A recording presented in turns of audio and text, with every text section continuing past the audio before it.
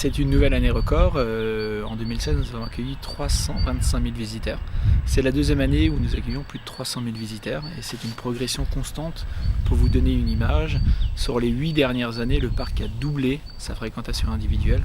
Et donc chaque année, c'est une nouvelle aventure qui débute avec, on espère encore pour 2017, une barre symbolique franchie de 300 000 visiteurs.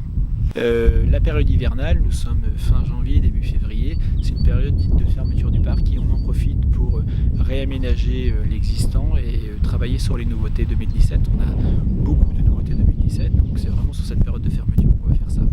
En 2017, on va proposer 3 nouvelles choses aux visiteurs. On va réaménager tous les territoires, les anciennes volières des renards polaires, renards roux, chouettes arfans des neiges et chouettes laponnes pour leur donner plus d'espace, plus je dirais de bien-être animalier, même si elles en avaient déjà beaucoup avant, et une meilleure observation et une meilleure immersion pour les visiteurs.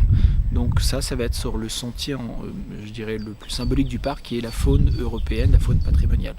Une autre nouveauté, ça va être l'arrivée d'une nouvelle espèce, qui est une espèce menacée au niveau mondial, qui sont les gibbons à favoris roux, qui intègrent le voyage vidéo, qui est une grande aventure dédiée à la biodiversité mondiale, et de manière ludique et pédagogique, on va pouvoir comprendre à quoi servent ces animaux ambassadeurs pour mieux comprendre la biodiversité qui nous entoure. Et la troisième nouveauté, ce sont une nouvelle offre d'hébergement insolite. Ça, c'est seulement courant de l'hiver prochain, 2017-2018, avec 5 nouveaux hébergements thématisés sur les loups, qui s'appellera le hameau des loups, ce qui amènera à 20 hébergements insolites au total sur le parc, pour vivre une expérience assez unique, qui est de dormir au cœur d'un parc animalier, au contact des animaux et de la nature.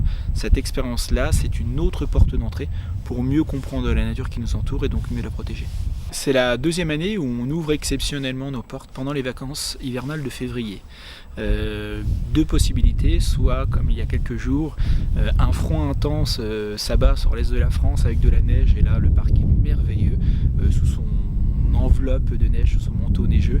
La plupart des animaux étant des animaux de faune patrimoniale, donc ils sont complètement adaptés à ces températures-là, et on va pouvoir même voir leur comportement et leurs caractéristiques changer à cette époque de l'année. Les loups blancs par exemple, les renards polaires, tous les oiseaux. Autre possibilité, comme ces derniers jours, avec un très joli soleil, avec une température extrêmement douce, et là aussi on va pouvoir